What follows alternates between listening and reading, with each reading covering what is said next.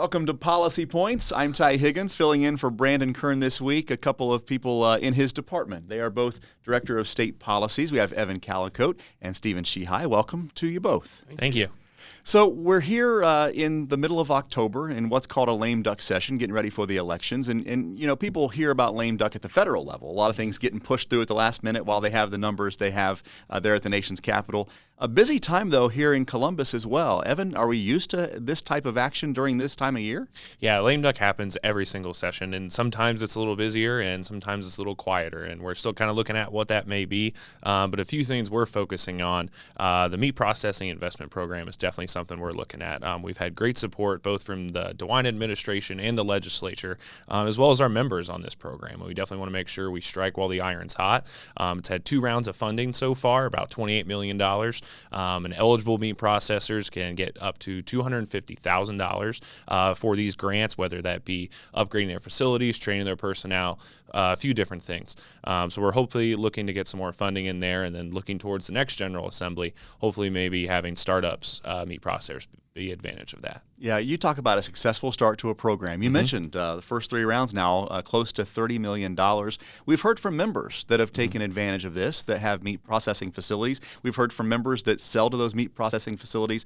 It really does bridge that gap on both the producer side, but also giving consumers more of a local option there as well. Quite a program, and we're just hoping for a little bit more funds here next year to keep the ball rolling. Yeah, definitely. Hoping to look at those more funds, and then again, just increasing the availability of them. Just from my personal perspective, when I used to take my projects to the county fair and we would take them to local meat processor, I had 4 different options when I was growing up. Now we only have 1. So having startups being able to take advantage of those and increase the availability of those custom meat processors and access to local meat will definitely do a long way to help our members. Some of these topics we want to see happen sooner than later. Sometimes, though, Stephen, it's about teeing things up for 2023, and that's something that we're hoping to do with our members as far as eminent domain is concerned. What are some of the things we hope to see happen here in the next couple of weeks, and then as we get into 2023?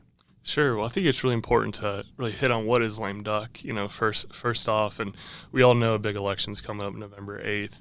But when we discuss lame duck, it's that period between November 9th to New Year's Eve. And that is when a lot of the sausage gets made in Columbus and then also in D.C.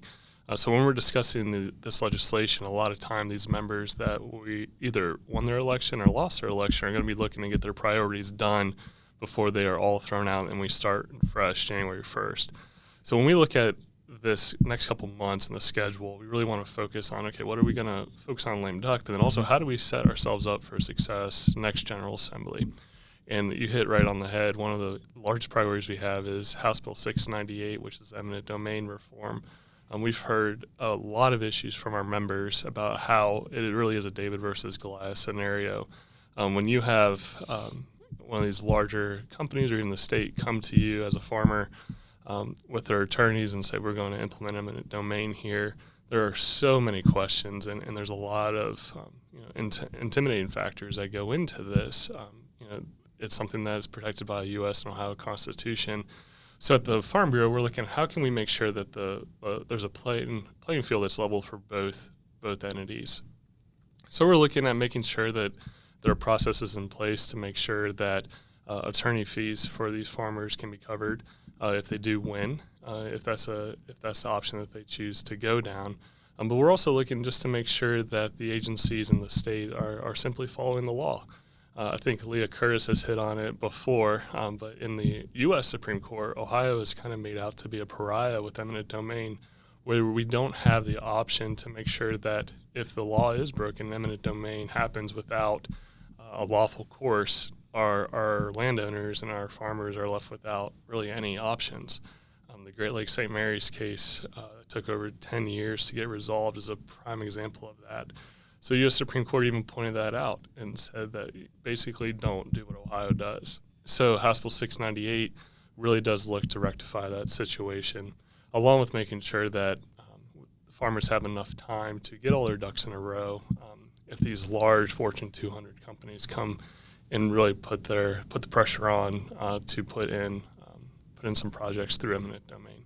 So we're going to continue to set that up. What we'd really like to see in this lame duck period, are some hearings on the bill. We want this process to be open and transparent for everyone, and we want to work with other stakeholders as well. And the best way to do that is to kind of tease out some of the details and introduce legislation, and make sure we're in a good position come January where we can reintroduce this bill and hopefully get that done next General Assembly. So important. You talk about what's happening in Licking County with Intel. Now we're hearing about a Honda EV plant happening in the Buckeye State. So there are going to be opportunities for these conversations, but obviously need some groundwork legislatively speaking in order to make that process a little bit more fair for Ohio Farm Bureau members. And Evan, as we talk about that and eminent domain, we also talk about infrastructure for solar and wind, and we've had issues along those lines with Senate Bill 52 here in 2022, something that passed through that we weren't so keen about, but it is what it is.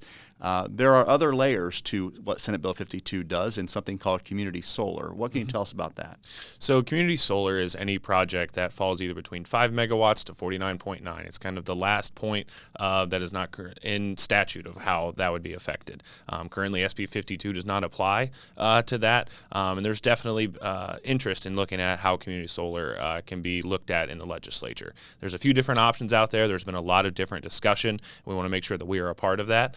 Balancing farmland preservation and the private property rights of our members. So really just looking at it, making sure that we have a voice in that. There's definitely a few different options, and we're going to make sure that we are a part of that conversation. Stephen, he mentioned farmland preservation, something that's on your radar in Columbus as well. Yeah, absolutely. So what we're looking to do throughout this lame duck period and then rolling into the next General Assembly is really looking at how do we improve the current easement programs. So there are a couple of ways that farmers can put their land into agricultural easements, which makes sure that that land will never be developed other than for farmland agricultural purposes.